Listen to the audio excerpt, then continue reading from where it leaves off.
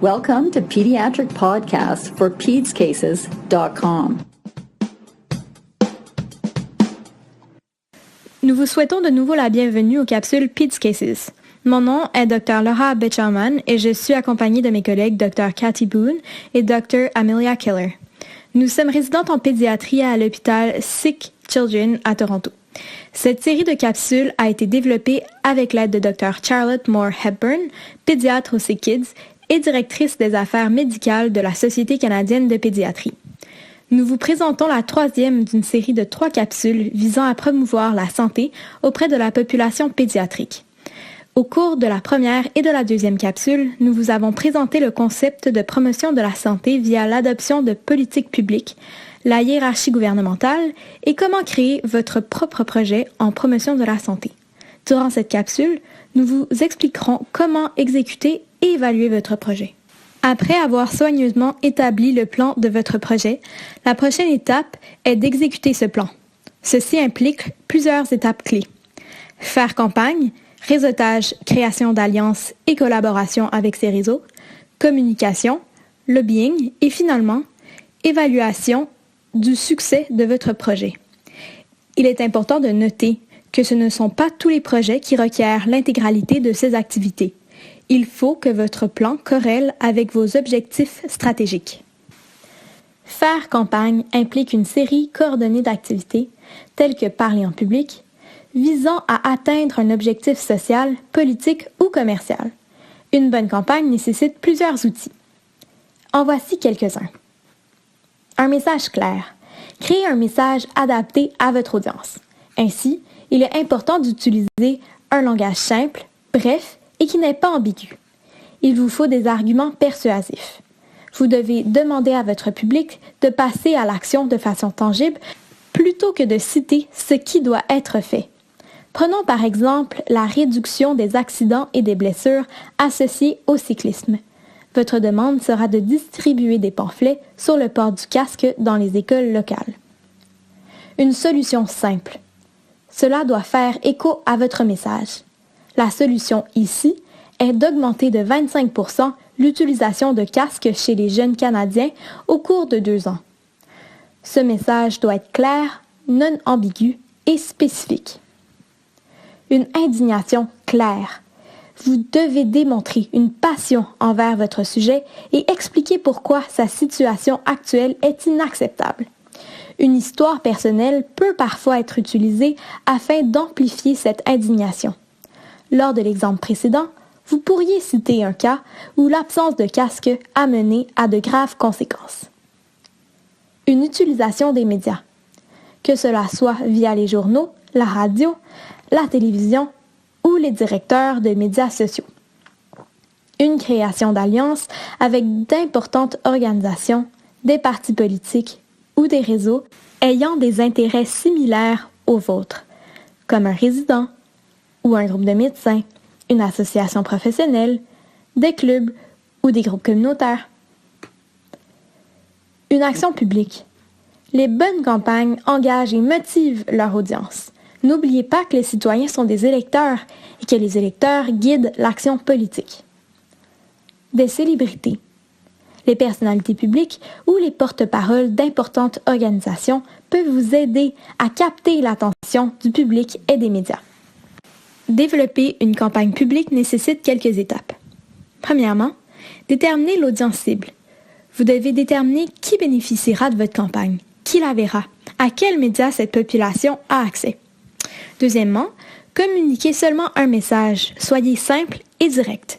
Assumez que votre audience n'a aucune connaissance sur votre sujet et rappelez-lui que votre message n'est pas simplement une opportunité éducationnelle.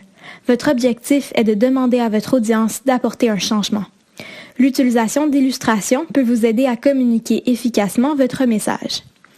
Troisièmement, songez à un échéancier et à un budget, puis planifiez-les afin de guider vos activités de campagne. Quatrièmement, assurez-vous d'avoir le support de vos alliés, de partenaires et de volontaires. Répartissez clairement les rôles entre vos coéquipiers. Cinquièmement, encouragez la collaboration entre tous les partis impliqués. Sixièmement, déterminez un registre comportant le nom et l'adresse des supporters de votre campagne. Cela vous aidera à maintenir votre réseautage et l'intérêt envers votre projet. Cela vous permettra également de contacter vos supporters dans le futur afin d'obtenir leur appui ou de les informer des progrès de votre campagne. La collaboration est la clé du succès d'un projet ou d'une campagne en promotion de la santé. La collaboration implique le réseautage avec des associations, des personnalités, des compagnies ou le gouvernement afin d'assurer votre financement et votre campagne publicitaire. Voici quelques exemples intéressants à contacter. Politiciens, organisations confessionnelles, associations d'affaires, avocats, juges, professeurs, médecins, universitaires, organisations non gouvernementales et institutions nationales et internationales. Le réseautage vous aide à utiliser et optimiser votre influence.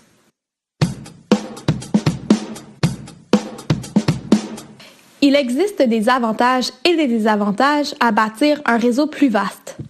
Développer une collaboration a des attributs positifs et des défis. Vous devez en être conscient au fil de votre projet.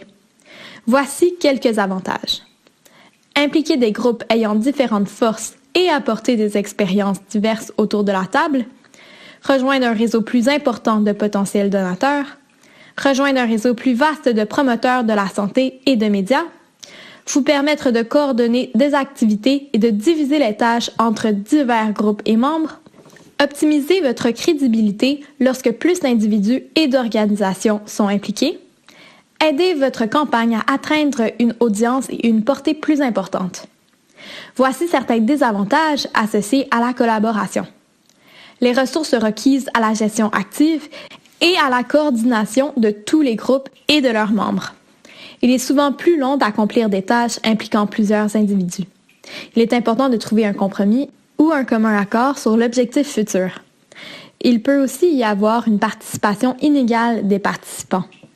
Finalement, certains collaborateurs risquent de prendre crédit pour l'intégralité du travail accompli.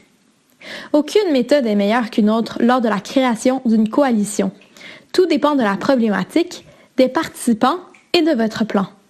Gardez en tête les avantages et gérez les défis conséquemment. La communication est la clé de la collaboration et d'un projet réussi. Nous avons recensé les éléments essentiels à une bonne communication lors de votre campagne. Ayez une vision claire, des objectifs réalistes et des critères d'évaluation clairs de votre projet. Songez à un programme éducatif, mais surtout qui persuade et motive votre audience, qui entraîne une prise de conscience envers votre cause et qui souligne l'injustice ou la violence de la situation actuelle. Votre but est d'engendrer un désir d'action.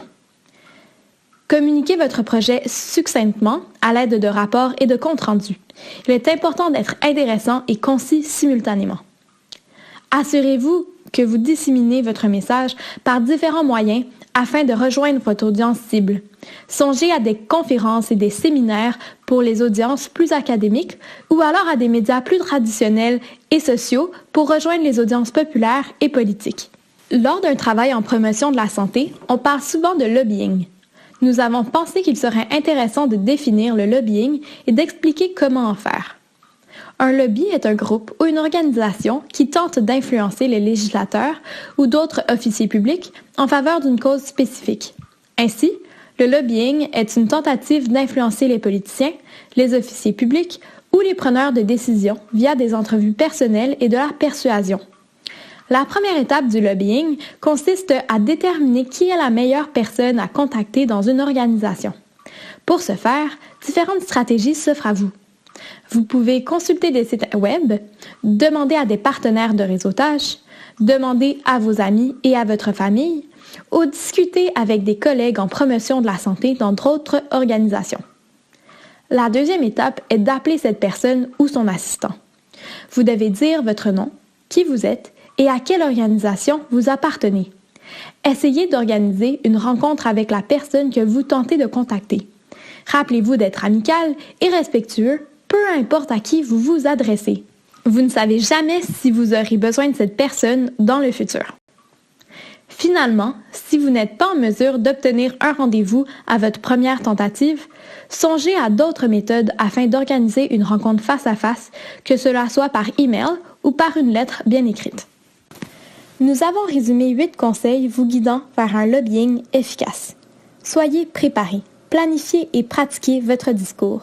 Il s'agit d'un argumentaire éclair, un court résumé qui souligne une problématique, son importance, l'intervention désirée et vos attentes envers votre audience. Créez un message clair et simple. Ne semez pas la confusion au sein de votre audience. Soyez réceptif aux questions et forgez une belle relation avec votre audience.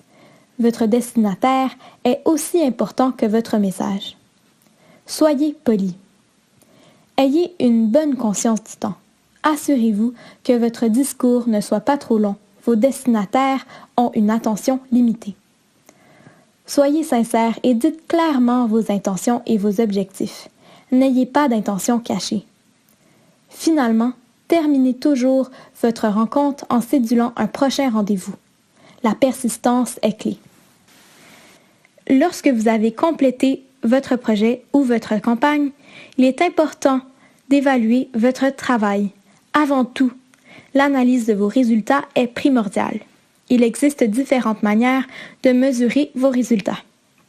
Cela inclut l'amélioration de politique. Y a-t-il eu des changements de politique ou de pratique? L'amélioration dans la mise en œuvre des politiques. À quel point vos politiques ont été mises en œuvre et comment ont-elles eu un impact sur les individus et les communautés qui devraient bénéficier de ces changements? Les gains politiques. Quel groupe civil aura une reconnaissance ou des droits plus importants? Les gains en partenariat. Avez-vous fait du réseautage au niveau régional ou national? Cela pourrait favoriser une collaboration à long terme. Les gains organisationnels. Quels ont été les gains spécifiques à votre organisation? Peut-être que ce projet a amélioré votre profil public, votre crédibilité ou même votre financement. Vous devez comparer vos résultats actuels et anticiper à l'aide de 3 questions clés. Quels ont été les succès du projet? Et les échecs? Que doit-on améliorer? Discutez pourquoi il y a eu une divergence entre les objectifs souhaités et obtenus. Ne voyez pas cette divergence comme un échec. Concentrez-vous sur les petits succès et apprenez de vos erreurs. Utilisez cela comme un catalyseur vous menant vers des buts futurs plus importants. Une promotion de la santé réussie nécessite de la patience, de la persistance, de l'énergie et de l'audace. Il ne s'agit pas d'un travail facile, mais il est extrêmement revalorisant et important. Dans cette 3e capsule de notre série sur la promotion de la santé, nous avons discuté de comment exécuter et évaluer votre projet. Nous voulons conclure avec 5 messages clés. Trouver une bonne idée nécessite un sujet dont vous êtes passionné et qui répond au climat politique et aux besoins sociaux actuels. Formez votre équipe. Elle doit comprendre des gens érudits, fiables et qui partagent vos objectifs. Créez votre projet. Décidez quel niveau du gouvernement est rejoint par vos idées et formez une stratégie à l'aide d'un schéma organisationnel. Faites campagne et faites campagne. Transmettez votre message clairement, comprenez bien vos demandes et surtout, comprenez votre audience. Finalement, évaluez vos résultats et discutez de vos succès ainsi que des améliorations requises. Et n'oubliez pas, ne vous découragez pas. Merci d'avoir écouté notre série de capsules Pete's Cases pour la promotion de la santé. Ne manquez pas les prochaines capsules Pete's Cases.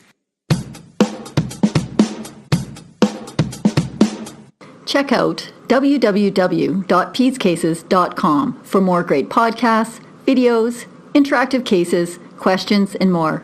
Press subscribe on iTunes to get access to all of our podcasts. If you like what we do, please leave a review on the iTunes Store, share with your friends and colleagues, or think about getting involved.